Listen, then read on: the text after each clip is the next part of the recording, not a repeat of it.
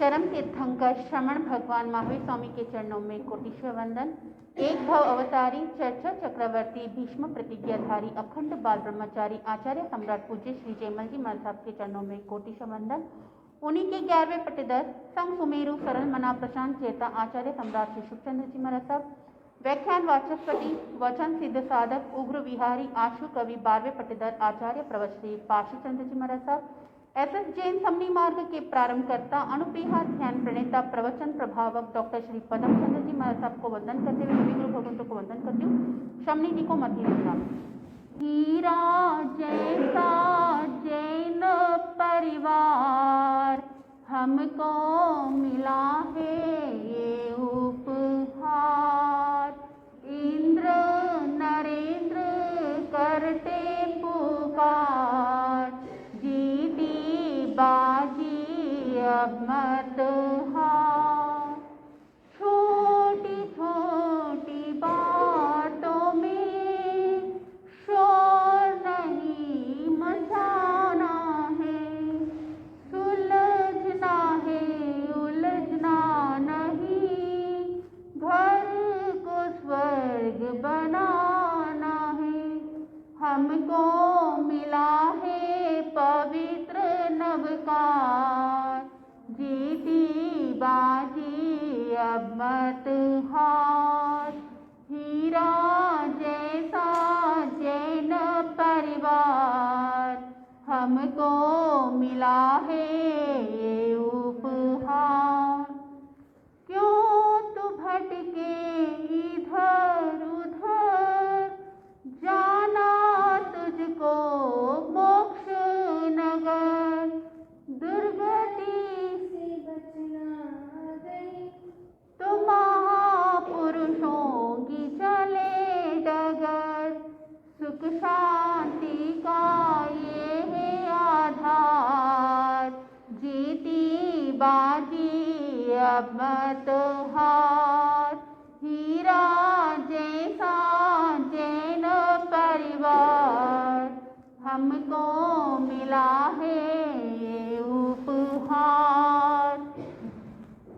गुरुदेव की आज्ञा से आत्मबंधुओं, अनंत ज्ञानी अनंत दर्शी तीर्थंकर प्रभु महावीर स्वामी ने सभी जीवों को मोक्ष मार्ग का उपदेश दिया। बंधुओं, मोक्ष को प्राप्त करने के लिए सरल से सरल उपाय बताया है स्तुति करना। किसकी स्तुति की जाती है? महापुरुषों की स्तुति की जाती है, चारित्र आत्माएं उनकी स्तुति की जाती है, नवकार मंत्र में जो चारित्र आत्माएं होती है उनकी स्तुति की जाती है। बंधुओं, अगर कोई साधक स्तुति करता है तो वह भक्त से भगवान बन जाता है। स्तुति करना बहुत ही सरल है, हर कोई स्तुति कर सकता है। पंच परमेष्टि मंत्र जो सबसे बड़ा महामंत्र बताया गया है जैन धर्म के अंदर, जो अनादिकाल से चल रहा है, इसका कोई आदि नहीं, इसका कोई अंत नहीं। बंधुओं, नवकार मंत्र भी कहा जाता है, पंच परमेष्टि मंत्र भी कहा जाता है। शब्द के अंदर ही कितना गूढ़ार्थ भरा हुआ है। नवकार, जो कार आप एक स्थान से दूसरे स्थान जाते हो अपने कार्य को सफल करने के लिए, लेकिन ये जो नौका है बंधुओं, साधक को संसार सागर से पार उतार देता है। आप इसके अंदर देखते हैं नव की तो अखंडित है, इसका कोई खंडित नहीं कर सकते हैं। अब नौ के पहाड़े को भी देख लीजिए, 9 × 1 9 होता है, 9 × 2 कितना 18, 8 + 1 9। इस तरह से आप 9 के पहाड़े को भी देख लोगे, अंत में क्या आएगा? 9 ही आएगा। बंधुओं, नवकार मंत्र के अंदर मंत्र शब्द आता है। मंत्र अगर मन में धारण कर लेते हैं तो वह मन नहीं होता है, वो मन क्या बन जाता है? मंदिर बन जाता है। और अगर तन में धारण कर लेते हैं तो अपने व्याधि रोग जो भी होता है वह मिट जाता है। और अगर आत्मा में धारण कर लेते हैं तो वहाँ आत्मा क्या बन जाती है? परमात्मा बन जाती है। बंधुओं, मंत्र किसे कहते हैं? जो मन को तार दे वहाँ है मंत्र, अंतर मन को समाधान करे वहाँ है मंत्र। बंधुओं, मंत्र वह है जो मन को निर्विषय कर डालता है। मंत्र वह है जो चित्त को निष्कषाय कर डालता है। मंत्र से बना है मंत्री। मंत्री किसे कहते हैं? जो राजा को सलाह देने वाला जो श्रेष्ठ व्यक्ति होता है उसको मंत्री कहते हैं। मंत्री राजा की ताकत है, वैसे ही मंत्र क्या है? धर्म की ताकत है। पानी का प्रवाह आप देखोगे वो ऊपर से नीचे बहाता है, और मन भी क्या होता है? पाप के कार्य में बहाव रहता है। बंधुओं, अगर जल को ऊपर की तरफ चढ़ाना है तो यंत्र का प्रयोग किया जाता है, वैसे ही अगर मन को ऊपर की तरफ बढ़ाना है, उच्च कार्य में बढ़ाना है, तो वहां मंत्र का उपयोग किया जाता है। नवकार मंत्र, पंचपरमेष्ठी मंत्र बहुत ही बड़ा मंत्र है। इस नवकार मंत्र के अंदर चारित्र आत्माओं की, बंधुओं, इसके अंदर कोई व्यक्तिगत की पूजा नहीं होती है, इसके अंदर गुणों की पूजा होती है। जैसे अगर हम जिसका भी गुणगान करेंगे वैसे गुण अपने अंदर भी प्रकट हो जाता है। नवकार मंत्र के अंदर सबसे पहला शब्द क्या आता है? नमो। नमो यानी वंदन करना, नमन करना। बंधुओं, नमन करने से, वंदन करने से अपने अंदर जो अहंकार होता है वह अहंकार क्या हो जाता है? खंडित हो जाता है। और जब अहंकार नष्ट हो जाता है तो भीतर से विनय का गुण प्रकट हो जाता है, और जब विनय का गुण प्रकट हो जाता है तो ज्ञान की अभिवृद्धि होती है। उत्तरायण सूत्र में भगवान महावीर स्वामी ने फरमाया है, विनयो शासने मूलम विनयो संजयो भवे विनयावो विपमुक्तसा कवो धमो कहो। तो जिन शासन का मूल क्या बताया? विनय बताया है।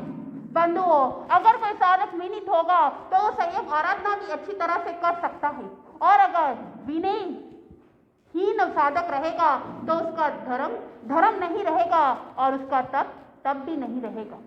अगर विनयवान है तो वहां पे स्वाध्याय भी करेगा, अध्ययन भी करेगा, आत्मचिंतन भी करेगा, तब भी कर सकता है, ज्ञान का उपार्जन भी कर सकता है। बंधु, अगर विनीत कोई भी क्रिया करेगा तो वहां कर्मों को तोड़ सकता है, और अगर वही अविनीत रहेगा तो कर्म तोड़ने के स्थान पर कर्म को बांध सकता है, और वहां उसकी जो तप होगी वहां पे अकाम निर्जरा होगी। विनय व्यक्ति ही ज्ञानार्जन कर सकता है, विनय व्यक्ति ही स्वाध्याय कर सकता है। विनय धर्म का मूल बताया गया है। तो वंदन करने से विनय का गुण प्रकट होता है।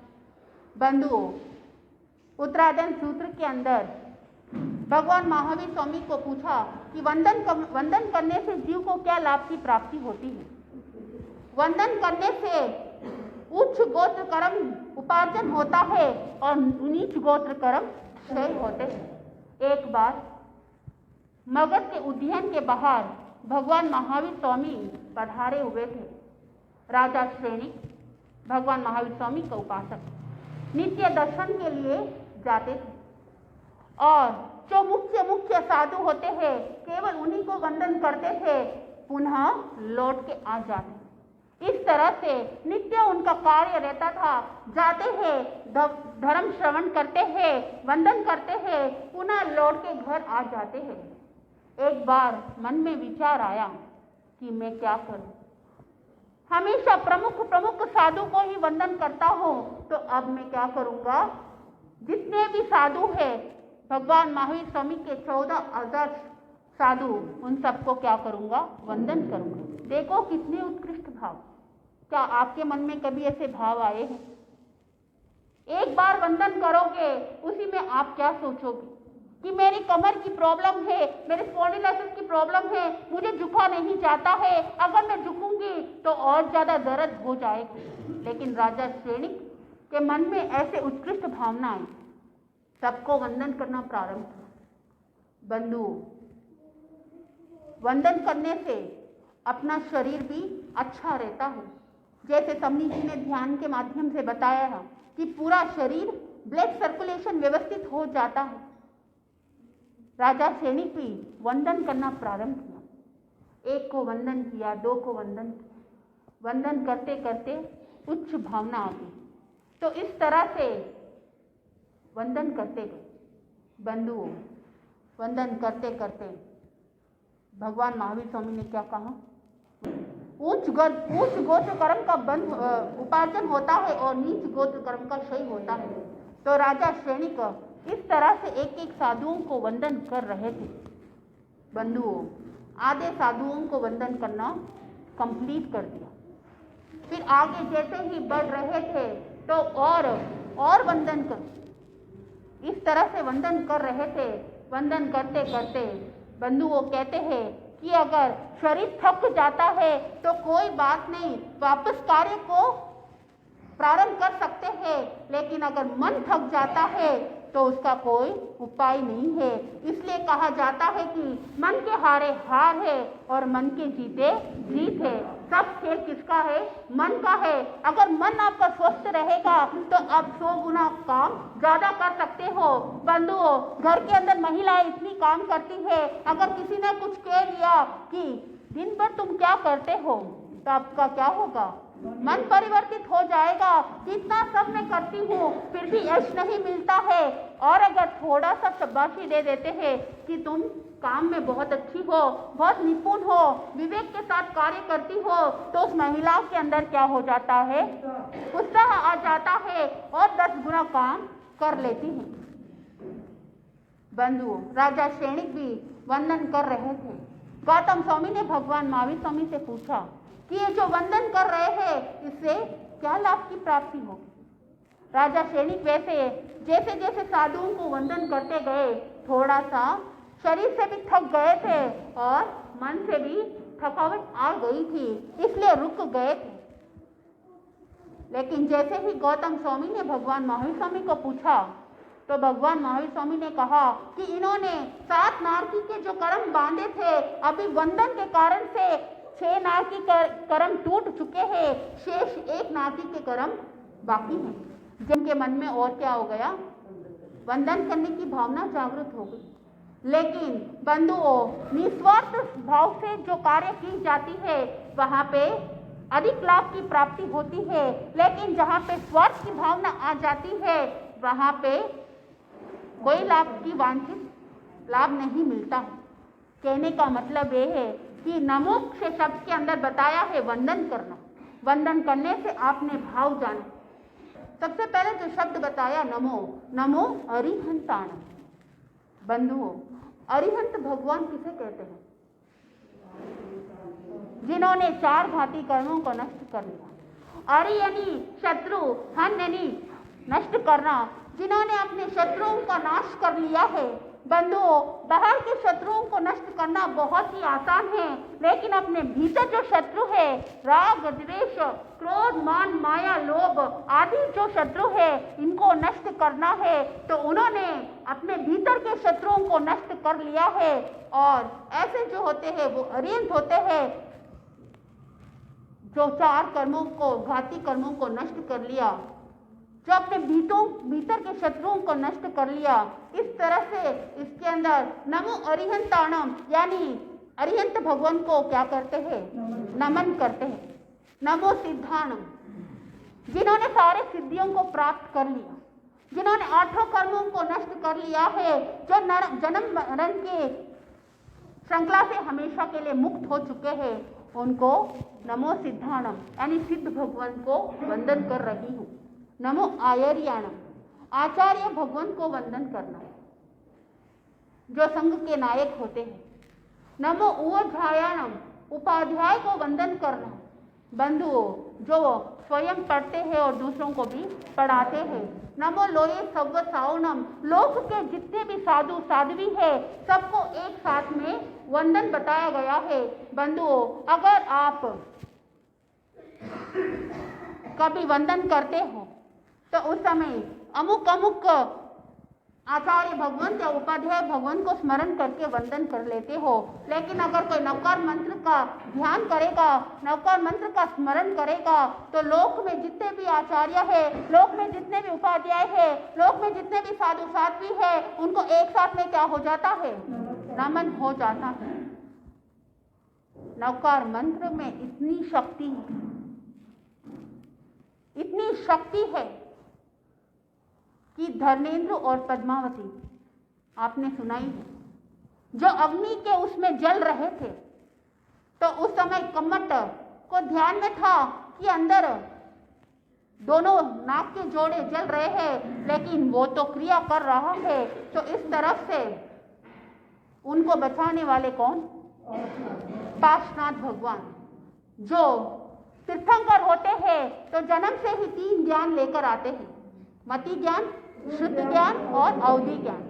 अवधि ज्ञान के द्वारा उन्होंने जान लिया कि यहाँ पे मिथ्या कार्य हो रहा है, तो वहाँ आकर उस नाग के जोड़ा जोड़ी को बचा लेते हैं। समय बहुत कम था आयुष्य पूर्ण होने में, तो उन्होंने क्या किया? नवकार मंत्र के बीज अक्षर को पढ़ा, ओम असी आउषा नमः। उससे उनकी क्या हो गई? गति सुधर गई और देव गति प्राप्त हो गई। तो नवकार मंत्र के अंदर इतनी ताकत है बंधुओं, इसलिए गुरु भगवान कहते हैं कि जब आप घर से बाहर निकलते हो उस समय नवकार मंत्र का स्मरण करना चाहिए। क्यों करना चाहिए? क्या आपने कभी सोचा? जब भोजन करते हैं तो उस समय नवकार मंत्र का स्मरण करना चाहिए। क्यों करना चाहिए? जब रात को सोते हैं तो नवकार मंत्र का स्मरण करना चाहिए। क्यों करना चाहिए? बंधु, नवकार मंत्र का स्मरण करने से 8 कर्म हल्के होते हैं। सबसे पहला आता है ज्ञानावरणीय कर्म। ज्ञानावरणीय कर्म के अंदर जैसे आप नवकार मंत्र का स्मरण करोगे, सबसे पहले शब्द यही बताया है कि नमो। नमो यानी वंदन करना। वंदन करने से विनय का गुण प्रकट होता है, और जब विनय का गुण प्रकट होगा तो ज्ञान का उपार्जन होगा, तो आपका ज्ञानावरणीय कर्म क्या हो जाएगा? हल्के होते जाएंगे। दर्शनावरणीय कर्म, जब आप रात को सोते हैं उस समय नवकार मंत्र का स्मरण करते हैं तो नींद बहुत अच्छी आती है, अशुभ सपने नहीं आते। बंधुओं, उसके बाद कौन सा कर्म? वेदनीय कर्म। जब शरीर में असहता होती है उस समय गुरु भगवान कहते हैं कि आप नवकार मंत्र की माला फेरोगे ज्यादा से ज्यादा, तो आपकी असहता वेदनीय कर्म किसमें कन्वर्ट हो जाएगा? साता वेदनीय में कन्वर्ट हो जाएगा। बंधुओं, जब भी आप आहार करते हो उस समय काफी बार नजर लग जाती है। जब पानी पीते हो नजर लग जाती है, पानी भाता नहीं है। भोजन करते हो तो ग्रास गले में उतरता नहीं है। बंधुओं, यहाँ वहाँ जाने की आवश्यकता नहीं है। जब आपकी ऐसी स्थिति बनती है उस समय नवकार मंत्र के सीधी उल्टी 11 बार उसका स्मरण करके उस पर फूंक मार के आप अगर भोजन ग्रहण करोगे तो वहाँ नेगेटिव एनर्जी क्या होगा? पॉजिटिव में बदल जाएगा और आप आराम से भोजन कर सकते हो। आपका भोजन भी डाइजेस्ट हो जाएगा। और इसी तरह से अगर आप पानी के अंदर भी, आप काफी बार तपस्या के अंदर भी पानी नहीं पिया जाता है, और आम लाइफ में भी कभी बार नजर ठोकर लग जाती है, नेगेटिव एनर्जी रहती है तो पानी नहीं पिया जाता है। तो उस समय नवकार मंत्र का स्मरण करके आप उसमें फूंक मार के उस पानी को ग्रहण करोगे तो वो सारी नेगेटिव एनर्जी पॉजिटिव में कन्वर्ट हो जाएगी। तो असाता वेदनीय कर्म भी क्या हो जाता है? साता में बदल जाता है। बंधुओं, नवकार मंत्र का स्मरण करने से मोहनीय कर्म हल्के होते हैं, क्योंकि हमने किसकी शरण ली है? पंच परमेष्टि की शरण ली है। और जब पंच परमेष्टि की शरण लेते हैं उस समय संसार के सारे कार्य से दूर हो जाते हैं। उस समय उसी का ध्यान लगाते हैं तो वहाँ मोहनीय कर्म भी हल्के होते हैं। उसके बाद कौन सा कर्म आता है? आयुष कर्म। जब घर से बाहर आप निकलते हो और अगर कोई दुर्घटना भी हो जाए तो उस दुर्घटना से आप बच सकते हो। उसके बाद कौन सा कर्म आता है? नाम कर्म। काफी बार कार्य करते हैं, बहुत काम करने के बाद भी यश की प्राप्ति नहीं होती है, तो मन में एक प्रश्न खड़ा होता है कि मैंने किसी भी कार्य में विलंब नहीं किया, हर कार्य को व्यवस्थित किया है, फिर भी मेरा नाम कर्म उदय में क्यों नहीं है? बंधुओं, नवकार मंत्र का स्मरण करते हैं तो अयश कीर्ति नाम कर्म यश कीर्ति में बदल जाता है। गोत्र कर्म, नीच गोत्र ऊंच गोत्र में बदल जाते हैं। और अंतराय कर्म, बंधुओं, अंतराय कर्म एक सबसे बड़ा कर्म है। हर कार्य के अंदर अगर कोई व्यक्ति बिजनेस करता है उसमें भी अंतराय आती है, कोई किसी क्षेत्र में आगे बढ़ना चाहता है उसमें भी अंतराय आती है। आपने सुना है एक बार राजा श्रेणिक महल बना रहा था।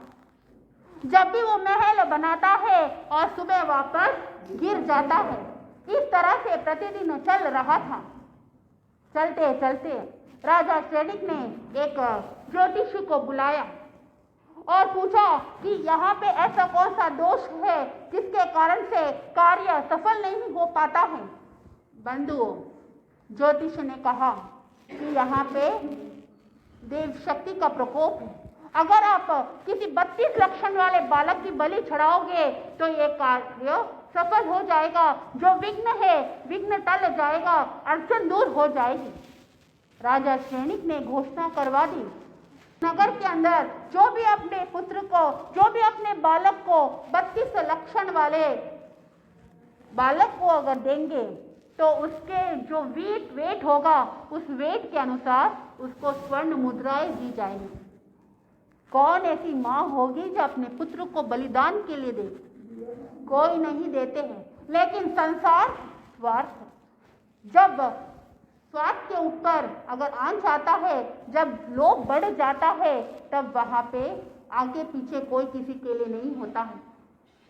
उस नगर के अंदर एक ऐसी माँ थी जिसके 6 पुत्र थे।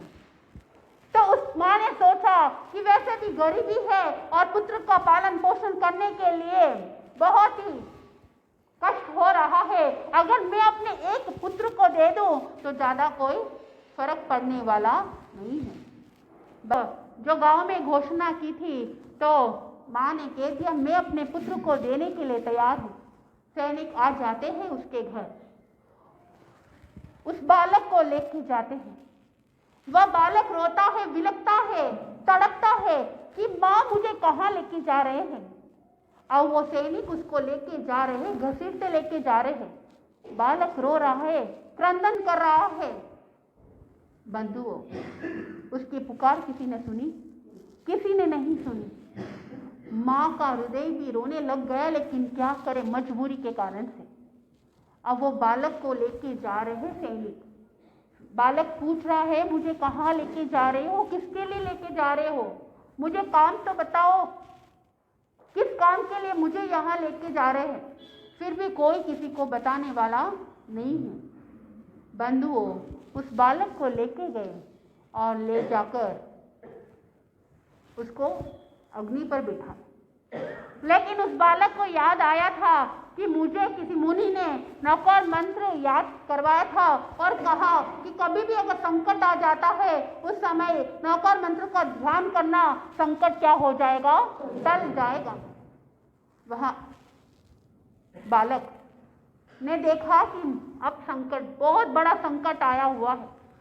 जो परिवार जन भी मुझे बचाए नहीं, परिवार जन भी मुझे इस कष्ट के अंदर भेज दिया है, तो अब मुझे कोई बचाने वाला नहीं है। तो उसने क्या किया, नौकार मंत्र का ध्यान लगाया।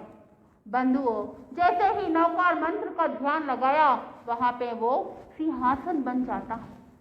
देखो कितना अद्भुत, नौकार मंत्र के अंदर वो शक्ति।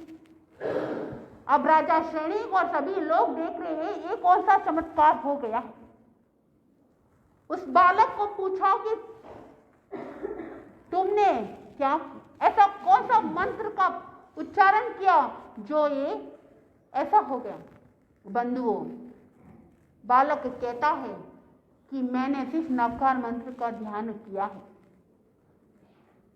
अब राजा श्रेणिक को कहा कि तुम अपने महल इस बाहर नवकार मंत्र का फ्रेम लगा दो तो आपके सारे संकट दूर हो जाएंगे, ये महल खड़ा हो जाएगा। वो बालक देखता है कि इस संसार के अंदर मेरा कोई नहीं है। उसने संसार की असारता देख ली है, जो परिवार मेरे नहीं है, जो गांव के लोग मेरे नहीं है, कोई किसी ने मेरा साथ नहीं दिया, लेकिन ये नवकार मंत्र के कारण से, इसी के प्रभाव से आज मेरी जान बच गई है। तो बंधुओं, वहां पे संसार को त्याग कर आगे बढ़ जाते हैं संयम जीवन के अंदर। कहने का तात्पर्य यही है कि आप जो भी कार्य करते हो नखर मंत्र का स्मरण करके करोगे, सबसे बड़ा मंगल है, तो हर कार्य सफल हो जाएगा। इसी तरह से मैं अपने शब्दों को यहीं पे विराम देती हूँ।